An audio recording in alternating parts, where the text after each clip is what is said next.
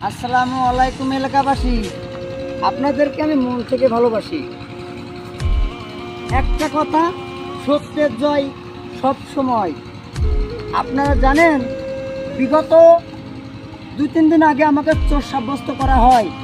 আর আমার এই মেয়ে আমাদের কাছে ছোট্ট একটি প্রশ্ন করে, বাবা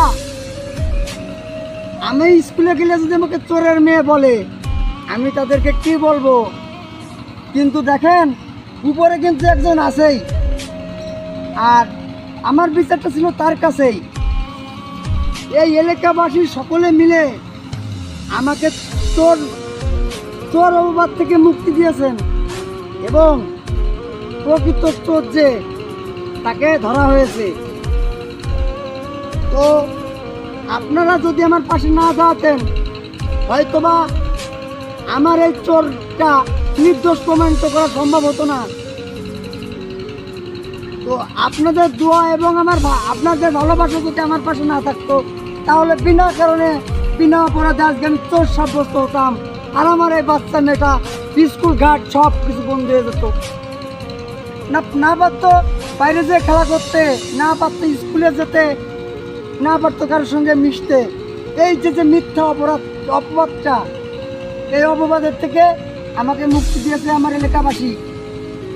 আর সেই এলাকাবাসী আমাকে যদি ভালো না বাসতো, আর তারা যদি না বুঝতো যে আমার মতো লোক এই কাজটি করতে পারে না, তাহলে কিন্তু তারা কেউ আসতো না। কিন্তু এই এলাকাবাসী সকলে মিলেই আমাকে নির্দোষ প্রমাণ করেছেন এবং যে জরিমানাটা আমার হয়েছিল সেটি সেই প্রকৃত চোরের হয়েছে। তো এলাকাবাসী যে বিচারটা করেছেন তাতে আমি মহা খুশি। আর এলাকাবাসীর কাছে একটাই দাবি, আমার মা নেই, বাপ নেই, আমার মা বাপ এই এলাকাবাসীর প্রতিটা মানুষ। আর আপনারা যারা বিগত দিন আমার কাছ থেকে বিনা কারণে মিথ্যে কারণে আমার ইজ্জত বাঁচানোর জন্য আমি যে জরিমানাগুলো দিছি, আপনারা কান খুলে শুনে রাখুন, যার কেউ নেই তার আল্লাহ আছে।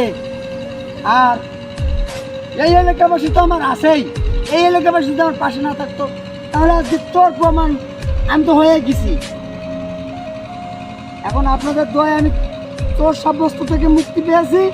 আপনারা আমাকে দোয়া করবেন, আর আমার এই মাসুম বাচ্চাটাকে কেউ যেন চোরের মেয়ে আপনার না বলতে পারে। আপনাদের প্রতিটা মানুষের কাছে এতটুকু দাবি, দোয়া রাখবেন। ইনশাল্লাহ আগামী দিন আমি ভালো পথে চলবো।